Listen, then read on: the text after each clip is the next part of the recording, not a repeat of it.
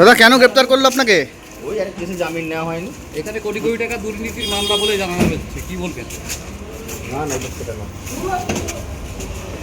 যে সমবায় সমিতি থেকে কোটি কোটি টাকা আত্মসাৎ করেছেন এমনই কিন্তু দুর্নীতির অভিযোগ উঠছে, কি বলবেন? গ্রেপ্তার খানাকুলের বাহুবলী তৃণমূল নেতা প্রভুনাথ পোরেল।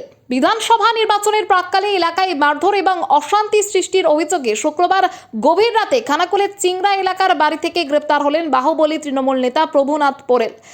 আপনাকে কি ফাঁসানো হচ্ছে?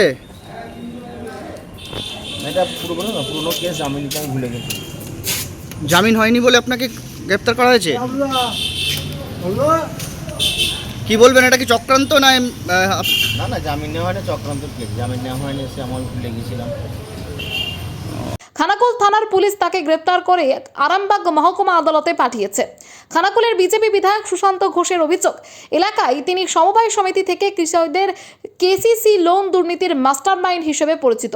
চিংড়া পঞ্চায়েত সমিতির ম্যানেজার পদে অপব্যবহার করে তৃণমূল জমানায় প্রায় 10 কোটি টাকা তছরূপের অভিযোগ রয়েছে তার বিরুদ্ধে।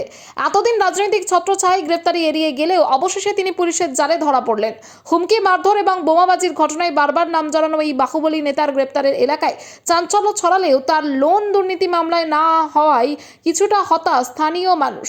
সমবায়ের টাকা গরিব কৃষকদের ফেরত পাবে কিনা তারা, সেই প্রশ্নই এখন ঘুরপাক খাচ্ছে জনমনে। সমবায় দুর্নীতি খানাকুলের সবথেকে বড় স্ক্যাম তৃণমূলের আমলে।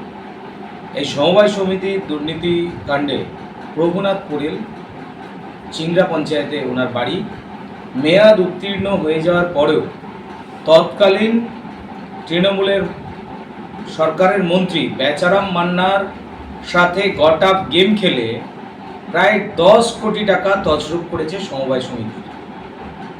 গতকাল রাত্রে পুলিশ এই ক্রিমিনালকে গ্রেপ্তার করেছে, আর তার সঙ্গে আমরা আশাবাদী আছি এই ক্রিমিনাল যেভাবে চাষিদের টাকা লুট করেছে সমবায় সমিতির মাধ্যমে, তার উপযুক্ত শাস্তি অবশ্যই পেতেই হবে।